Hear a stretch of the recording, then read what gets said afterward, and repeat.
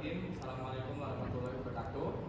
Di sini kami dari kelompok penetas telur dari mata kuliah Proyek Karya Teknologi kelas A dengan pengampu Pak Fajar Suryawan akan mengenalkan dari alat yang kami buat.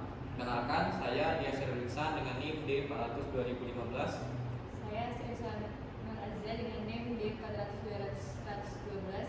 Saya Dewi Dasaputi dengan NIM D400 2084. Nama saya Vika Lenda Putri dengan NIM 285.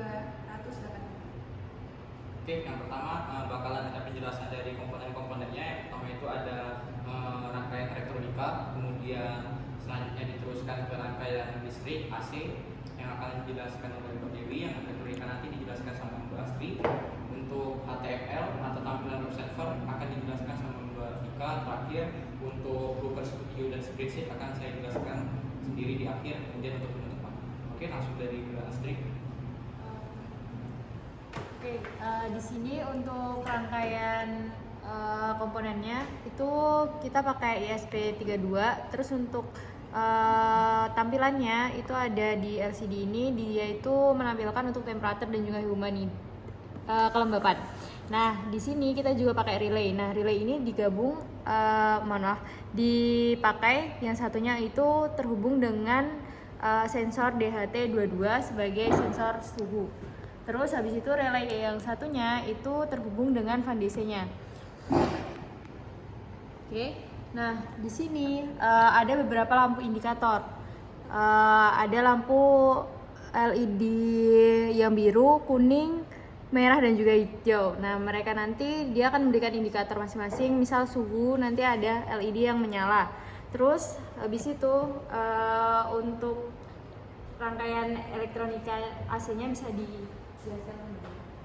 Di sini terdapat listrik AC yang dimana terdapat fasa netral dan fasa. Yang netral itu terhubung ke relay 2 ke pin COM. Kemudian untuk yang fasanya itu terhubung ke lampu yang kemudian dihubungkan dari lampu ke relay yang kedua ke pin NO. Nah, selanjutnya di sini terdapat UPS. Nah, UPS ini di sini berfungsi sebagai alternatif ketika listrik AC dari PLN itu tidak mensupport sebagaimana mestinya atau ketika listrik padam. Nah, di sini juga terdapat beberapa indikator yang dimana ketika listrik AC-nya menyala, terus ketika baterainya menyala atau pengecasan.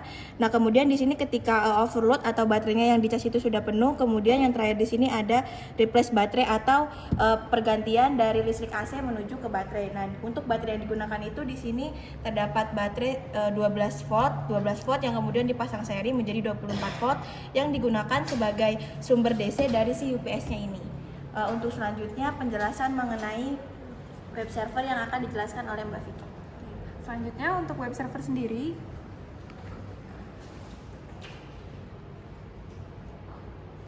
bisa dilihat ini sebenarnya hanya tampilan dari web server yang telah dibuat. Ini menampilkan dari temperatur dan juga humidity yang dideteksi saat itu. Nah, ini screenshotan dari handphone. Jadi nanti untuk saat di laptop maupun kita memakai handphone itu disesuaikan dengan device-nya masing-masing.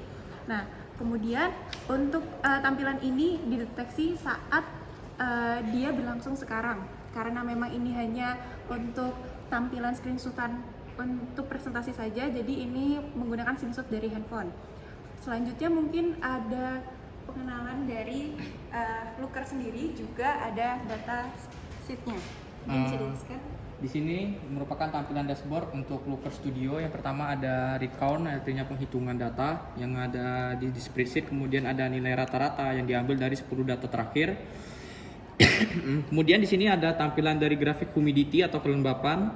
Yang di bawahnya itu ada grafik untuk temperatur atau suhunya. Selanjutnya di sini itu merupakan data yang bisa diambil di spreadsheet. Jadi kita tidak perlu repot-repot ngambil data di spreadsheet. Jadi kita tinggal bisa milih data di sini, nanti bakalan tampil hasilnya di bagian tampilan rata-rata. Untuk tampilan Looker Studionya seperti itu.